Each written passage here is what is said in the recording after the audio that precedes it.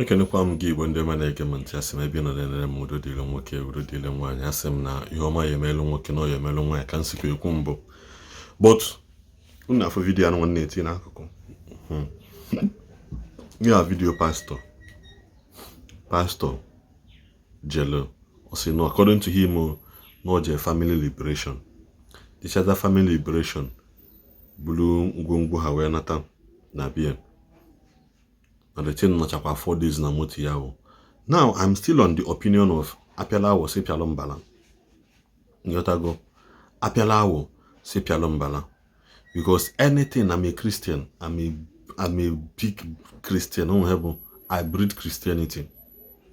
Mana, for anybody that will bring shame and disgrace to the body of Christ, to my Christendom, Soludo wahana unyeha a national disgrace, so that others will learn. Otago ejideha si wahana unyeha a national disgrace. Because I keep telling people, one of the character of a good man of God, called by God, anointed by God, helped by the Holy Spirit, is love. You watch all these people naming this, they don't have love. When they preach about, go to my old video, when they preach my Jesus, I keep saying it.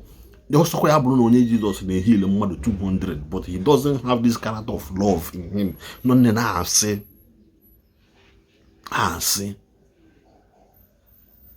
Because you can't carry God and carry hatred, all this awkward joy. You might go with somebody like me, hardly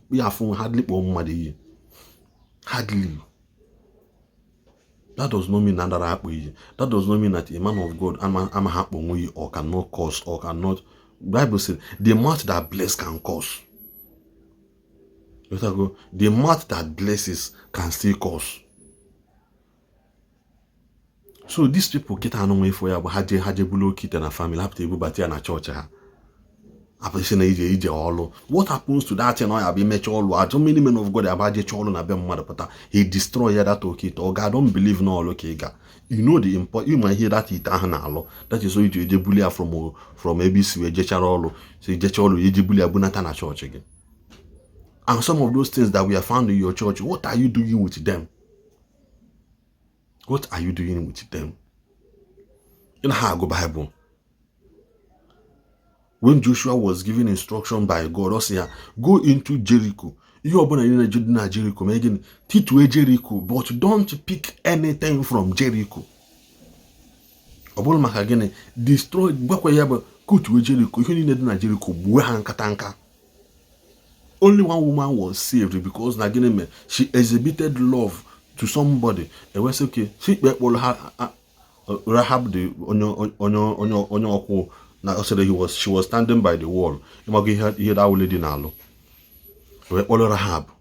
Man, every other people not getting na Jericho. But some people went and picked something. Everyone na Jericho. Then another verse of the Bible where saying they went to war and people na getting Achan and pick an osteen that was meant for the people of that territory.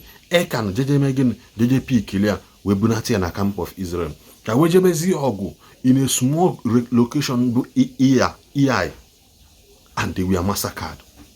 Igbo and Gidingbi, Joshua Juena Chiata, when I God. See again, if you didn't care when I had Jechaz Lobedo, so Jericho, could to say in a man has small territory like EI, always say and again, Israel has sinned. Not that Achan has sinned, or saying that Israel has sinned, because when God is looking at you, he's not seeing a somebody, he's seeing a nation. Because of that little thing, Achan well, people we are a woman go.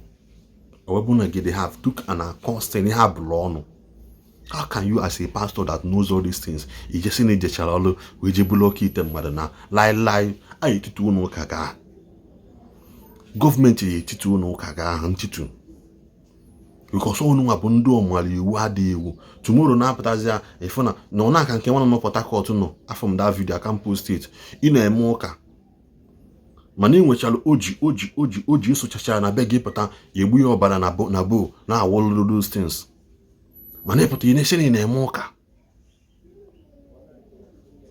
It cannot stand again. Soludo nwetu unu si tutuwe unu oku unu ahụ. I'm in support of it.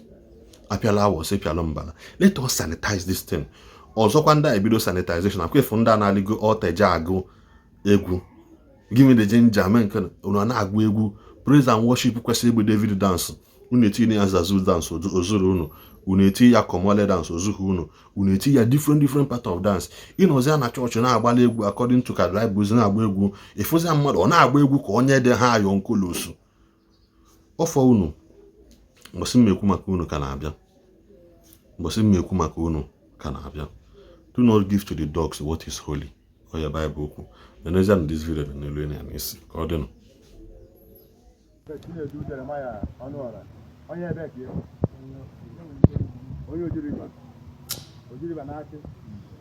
Good.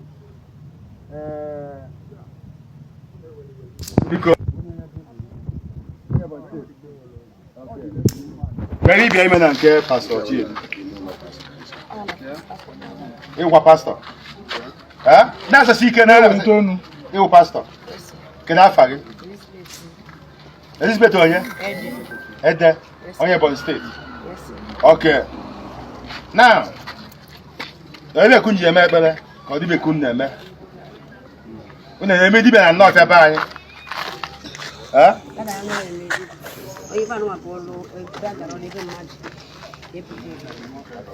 Ebe mmadụ efere ya. Gịnị na-abụsị wee jee ọrụ? Na-aza m ya pịa ya. Okay. Ka ebe nke lebi ntie. Pastor bute nke a bute ite. Anụgolu m na ahụ. Ana m abịa. Ebe ọrụ ihe na-eme. Bite wala kana bidi ọfụma. Pastor ka ebe nke a na-alụ. Amalo mi ya na. Ịmara ife ọ na-alụ. Akọsi ka ekosipụta be yi. O nwere ebe njeri. Be mmadụ. Wala afa. N'ebe oyi ba agwa anyị. Afọ be njeri. Anyị ejekwude gwa anyị ebe ọ. Etu na ebe na kpọ Oboledo. Eje m Oboledo anyị n'aka. Ọkwụnụ nwe fuel maka anyị eje ebe a na. Nkọ chalu. So that day eje m ọrụ a, I was very down. Abadro m. So iwe ebe ahụ ọ na nje ebe mmadụ nje obodo. Ọ bụ na afọ ebe a dị much. Neme nwurie.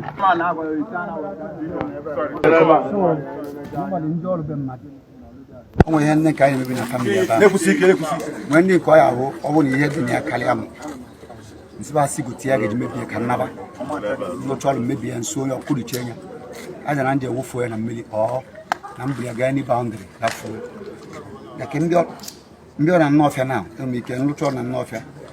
I don't drop ihe njiri ọrụ na nnọọfịa enwe ike nrụcha mbuli cross boundary obodo anyị jere gafuo.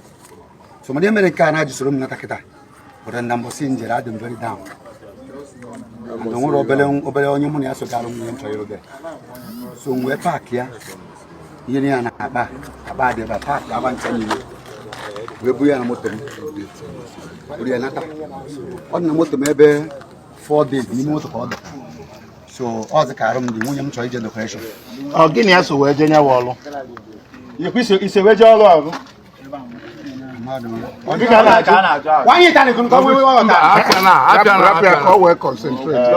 gịnị ya so wee je nyawa ọrụ? Yes or no question ka na-agụ.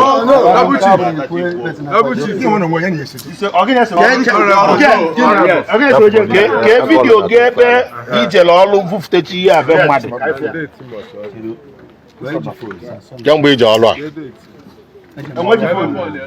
Enweghị fon wee kwa fon iji. Obere phone m ka m Gị ọbụ iji fon. obere phone ka iji. Ije ọrụ mbọsị one. Kemgbe ije ọrụ a. Eje m ọrụ eje m ụzọ dị aka first January mana mebute ya mgbe Last month. ebute m ya mgbe ahụ biko gị yede ebe ahụ dị ka Kemgbe ibutekwere n'ebe anyị. mgbe m butere ebe 1 weekend now ebe 1 weekend now I'm bọtara ya dubie butecha ya Mana ị na-egbuse afọ na picture ebe ị na-egburi ọkụkọ. ife ọkụkọ ahụ mbụ dịka m gwara na mbụ bụ na otu a m butere datin na ebute m ọkụ na-elekwa ya ka ọrụwa m gịnị Ka ị na-egbusiri ọkụkọ mana ka ị na-egbusiri ọkụkọ. Maka enweta vidio ga ebe ị na-egburi ọkụkọ. Nke nwaanyị a ji eri n'ime ụlọ ụka. Mgbe m na-egbu dị ọkụ ma ọ na ige ntị ebe a Ebe ikwu.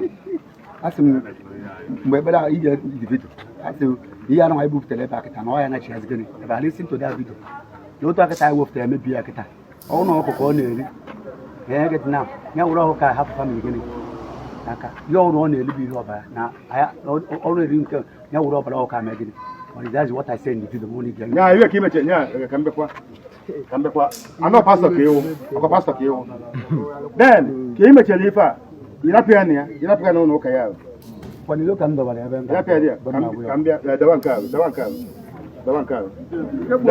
na nke bụ ite ihe niile bụ ofu ihe ka bachazi